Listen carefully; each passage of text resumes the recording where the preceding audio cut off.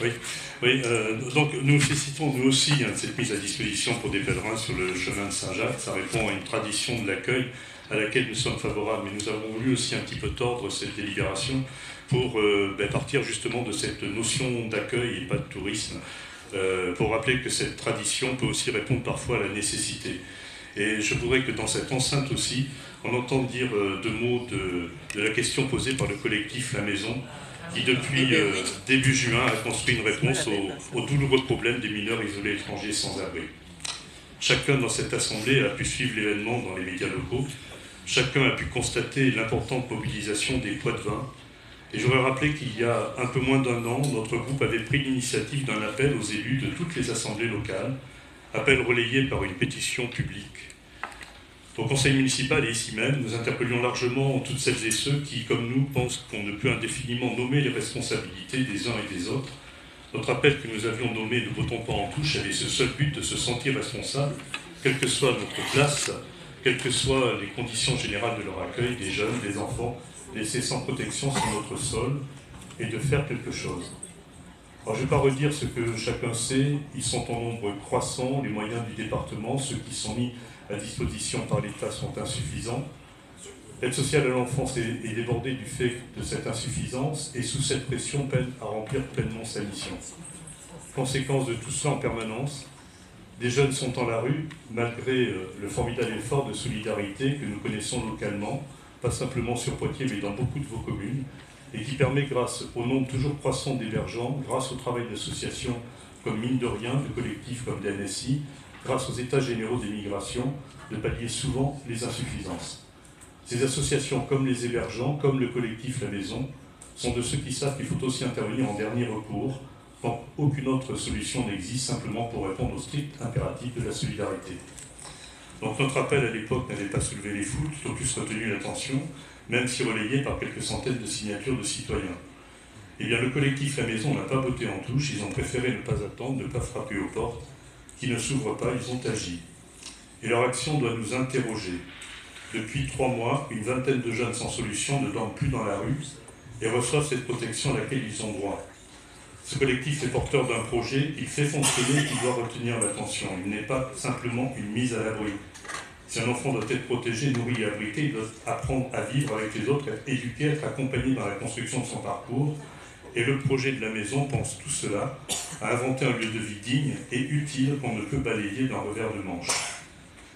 Il nous faut donc tous travailler, c'est ce que je demande ici, à éviter l'expulsion. La maison inoccupée depuis 2010 peut bien attendre encore. Elle n'a subi aucune dégradation, est entretenue scrupuleusement par ses occupants. On peut imaginer l'établissement d'un bail temporaire tripartite entre le ministère de la Justice, la ville et l'association, ce qui permettrait de sortir par le haut de la situation tendue dans laquelle nous sommes. En tout état de cause, on ne peut laisser sans solution de logement la quinzaine de jeunes, il en reste 15 actuellement, qui restent concernés aujourd'hui. Ce sont des centaines de pots de vin qui se mobilisent quotidiennement pour cette cause, dont beaucoup participent bénévolement à l'accueil des mineurs isolés étrangers, en leur donnant des cours, en les hébergeant, en les accompagnant dans leur démarche. On ne peut pas ne pas les entendre.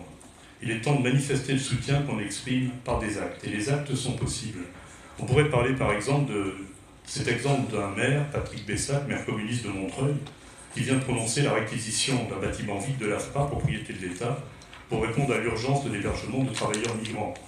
On sait très bien que les barrières peuvent tomber et on pourrait avoir cette volonté-là. Je ne vais pas reparler de ce dossier-là. Je parle peu de ce sujet et j'agis. J'ai reçu, je crois être le seul,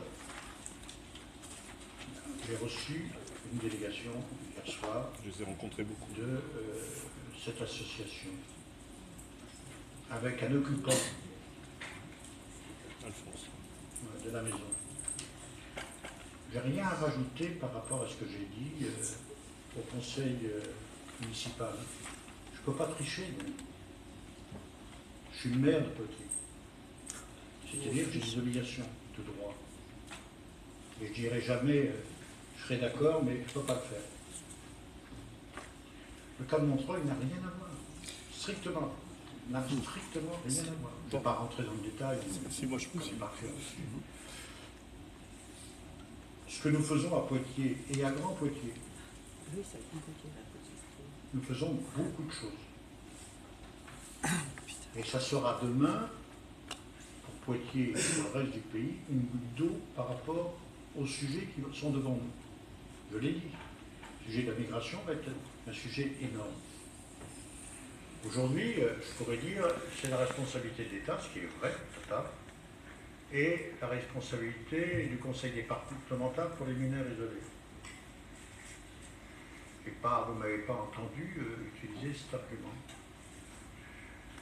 Je vais accepter, y compris dans les jours qui viennent, sur un accueil d'urgence sociale, où pendant des mois, les adjoints de Poitiers se sont battus pour faire comprendre à nos concitoyens qu'il était utile de faire ce centre d'accueil d'urgence, fonctionnant comme ça, il n'y en a qu'un en Nouvelle-Aquitaine, fonctionnant comme cela. Aujourd'hui, ce centre est hébergé au Crous. Le Crous, pour des raisons de sécurité, arrêtera fin octobre. J'ai pris la décision de mettre des logements à disposition. Je peux vous dire que ce n'est pas simple. Donc voilà. Je ne peux pas dire, je vais faire des réquisitions sur ce logement. Les squats, quelle que soit la douleur qu'on peut avoir sur tel ou tel cas, les squats, lorsqu'il y a un squat, je demande, et c'est un squat municipal, je demande l'évacuation. J'ai demandé récemment l'évacuation d'un squat qui est occupé par une immeuble municipale. Vous croyez que ça me fait plaisir? Et quand je vois les 7 ou 10 gamins qui sont dans cette maison, on n'en fait pas beaucoup de publicité actuellement, ils existent. Donc la municipalité, la majorité juridique fait son travail et fait bien son travail sur ce sujet. J'engagerai aucune polémique. L'autre jour, ceux qui étaient venus au conseil municipal ont une très grande tenue, je ne suis pas d'accord, ce qui est normal, mais je ne pouvais pas et je n'irai pas, y compris pour dire je fais plus dans ce domaine-là, dans des chemins qui, en plus, n'aboutiraient pas. Donc je suis très clair. J'ai envie de me regarder dans une glace. Hein, et de ne pas dire sur ces sujets-là, je pousse le bouchon comme ça, j'aurai ma conscience tranquille. J'assume les choses, j'assume quand je peux dire oui, j'assume quand je dois dire non. Voilà. C'est très compliqué, c'est sûrement la chose la plus compliquée qu'on a à faire lorsqu'on est maire, mais j'essaie de le faire proprement et correctement. Il y a une seule chose qui m'a choqué. Hier soir, je vais vous le dire, et je demande à la presse de ne pas le rapporter, si je veux. L'association qui a fait venir un jeune m'a dit à la fin, l'association, des personnes qui étaient là, qu'est-ce que vous dites à ce jeune? Qu'est-ce que vous dites à ce jeune? On continue. Délibération 113, qui est contre, qui s'abstient, adopté.